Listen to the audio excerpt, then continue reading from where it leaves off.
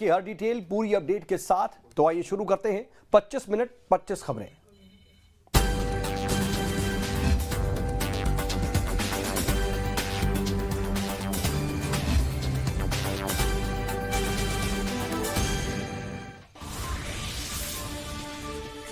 सुकमा जिले में जगरगुंडा साप्ताहिक बाजार की ड्यूटी पर तैनात जवानों पर नक्सलियों ने स्मॉल एक्शन टीम ने हमला कर दिया। हमले में 2 जवान घायल हुए हैं। घटना के बाद बाजार में अफरा तफरी मच गई और नक्सली दोनों जवानों के हथियार लेकर के भी फरार हो गए। वहीं एक जवान की हालत गंभीर बताई जा रही है, जिसके बाद घायल जवानों को रायपुर एयरलिफ्ट किया गया। फिलहाल पुलिस ने इलाके को घेर लिया और सर्च ऑपरेशन जारी है। देखिए, जब से हमारी सरकार प्रदेश में बनी है, डबल इंजन की सरकार डबल गति से बस्तर को नक्सल मुक्त बनाने की दिशा में काम कर रही है। जिस प्रकार से लगातार नक्सलवादियों की गिरफ्तारी हुई है, वे मारे गए हैं और आत्मसमर्पण किया है। आज नक्सलियों में छटपटाहट है, घबराहट है और इसलिए बौखलाहट में इस प्रकार के हमले कर रहे हैं। पर हमारे सुरक्षा बलों के मनोबल बहुत बढ़ा हुआ है और निश्चित रूप से आने वाले समय में बस्तर में शांति होगी और बस्तर विकास की ओर आगे बढ़ेगा। जम्मू कश्मीर की राजधानी श्रीनगर में रविवार को ग्रेनेड हमला हुआ। मुख्य श्रीनगर से में TRC ऑफिस के पास संडे बाजार में हमला हुआ। ब्लास्ट की चपेट में संडे बाजार की भीड़ आ गई, जिसमें 12 लोगों के घायल होने की खबर मिली है। एक दिन पहले ही खानयार में सेना और नक्सलियों के आतंकियों के बीच मुठभेड़ हुई थी, जिसमें सुरक्षा बलों ने एक आतंकी को ढेर कर दिया था। जम्मू कश्मीर में शनिवार को लगातार दूसरे दिन आतंकी गतिविधि देखने को मिली है। सुरक्षा बलों ने शनिवार को 2 एनकाउंटर में पाकिस्तान के 3 आतंकियों को ढेर किया था। दोनों एनकाउंटर अलग अलग जगहों पर हुए थे।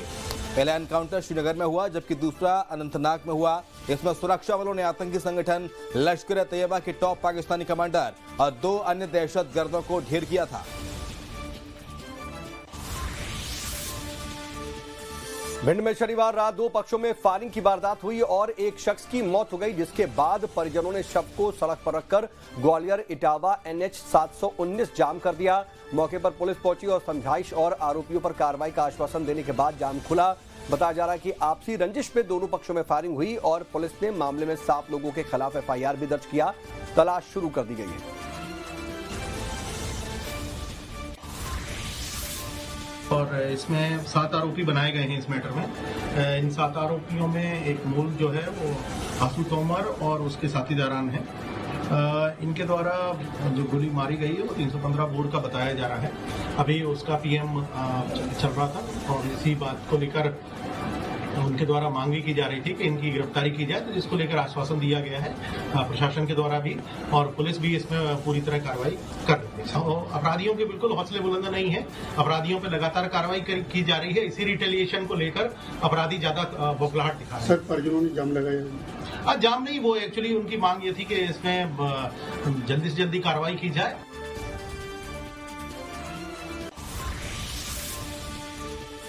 मुरैना में सुभाष नगर में हथियारबंद बदमाशों ने दीपावली की रात जमकर दहशत फैलाई। दरअसल 31 अक्टूबर की रात गली में बच्चों के पटाखा चलाने पर राहगीर स्कूटी चालक से विवाद हुआ था, जिसके बाद हथियारबंद बदमाशों ने अपने साथियों के साथ मिलकर फायरिंग कर इलाके में दहशत फैलाई। वहीं घटना CCTV कैमरे में कैद हो गई। घटना के आधार पर पुलिस ने सभी बदमाशों की पहचान कर ली है।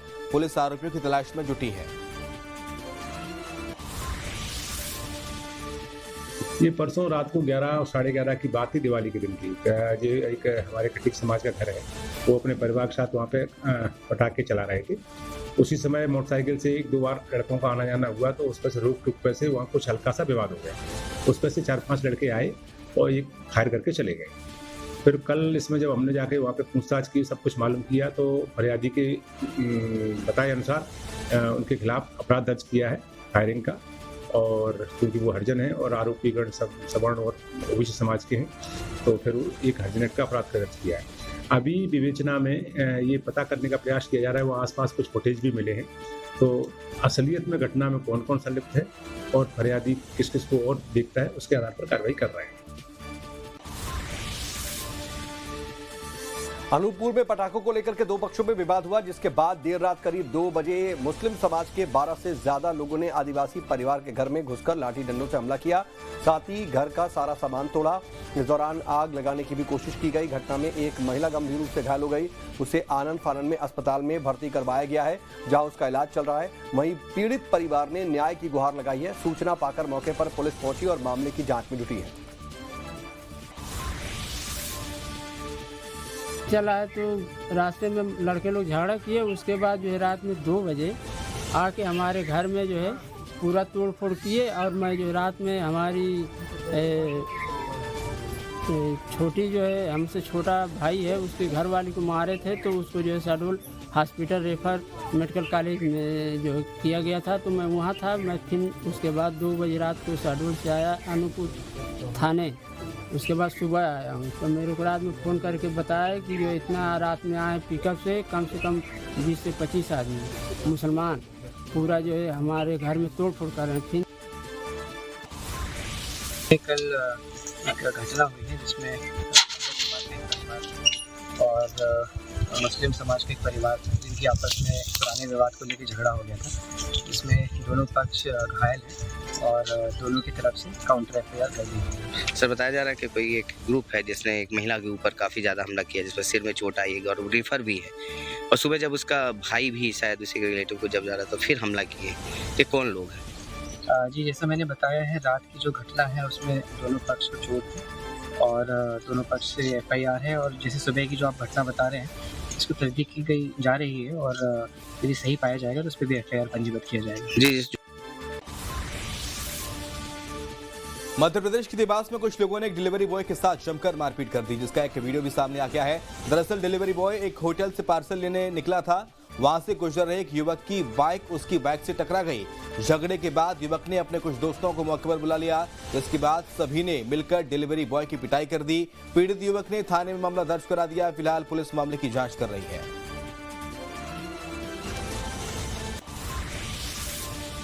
क्यों खड़े हैं? भैया मैं पार्सल लेने जा रहा था अपनी राइट साइड में से। हाँ। जोमेटो में मैं काम करता हूँ। हाँ। तो रॉन्ग साइड में आके एकदम से मेरे को ठोक दिया इसने। गाली गुप्ता करने लग गया मेरे साथ बहुत लपक के, और बंदियों ने बुला के इसने मेरे को बहुत मारा इसने। मेरा मोबाइल तोड़ दिया, ईयरफोन तोड़ दी, मेरी शर्ट फाड़ दी। क्या कारण था मारने का? विवाद कहाँ से शुरुआत हुई? वही उसने मेरे को ठोक दिया, ऊपर से गाली गुप्ता करने लग गया। तो मैंने उसको गाली गुप्ता मत करे और ऊपर से बंदे उनको फोन करके फिर कितने लोग थे? कम से कम 6-7 लोग थे। वो पुलिस वाले थे वहाँ पे? हाँ, पुलिस वाले भी थे वहाँ। पुलिस के सामने मार रहा था आपको? हाँ, मेरे को पुलिस के सामने। देवास में हाई टेंशन तार की चपेट में आने से एक मजदूर की मौत हो गई, जिसके बाद परिजनों का गुस्सा फूट पड़ा और आक्रोशित परिजनों ने देवास एमपीईबी कार्यालय का घेराव कर हंगामा किया और परिवार के लिए मुआवजा राशि भी मांगी। हंगामा बढ़ते देख एमपीईबी के अधिकारियों ने परिजनों को आश्वासन दिया। परिवार को उचित मुआवजा और भाई को नौकरी देने का आश्वासन दिया गया है। बिलासपुर सेंट्रल जेल में कैद बंदी की दीपावली की रात मौत हो गई। कैदी हत्या के मामले में आजीवन कारावास की सजा काट रहा था। बिलासपुर के कतियापारा में रहने वाला 35 वर्षीय बजरंगी यादव को 2009 में आजीवन कारावास की सजा सुनाई गई थी। तब से वो बिलासपुर सेंट्रल जेल में बंद था। बैरक में बंदी बजरंगी की अचानक तबीयत बिगड़ी, जिसे पहले जेल स्थित अस्पताल ले जाया गया, लेकिन उसकी गंभीर हालत को देखते हुए उसे सिम्स ले जाया गया, जहां जांच के बाद चिकित्सकों ने उसे मृत घोषित कर दिया। फिलहाल पोस्टमार्टम रिपोर्ट का इंतजार डॉक्टर्स को है और प्रशासन को है।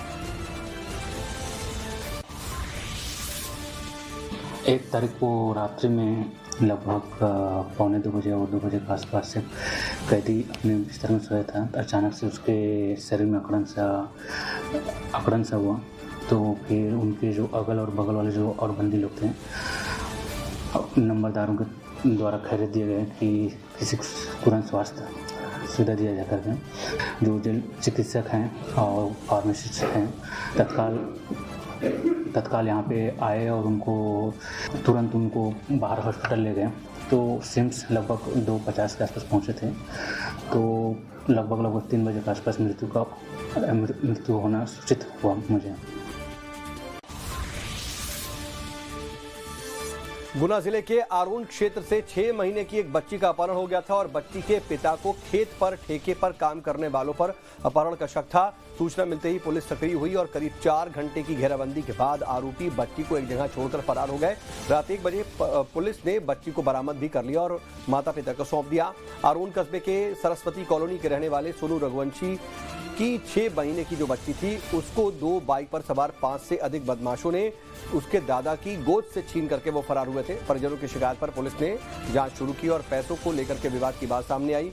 पुलिस ने अपनी तफ्तीश शुरू की और अपहरणकर्ताओं ने खुद को फंसा दे करके बच्ची को एक जगह छोड़ दिया।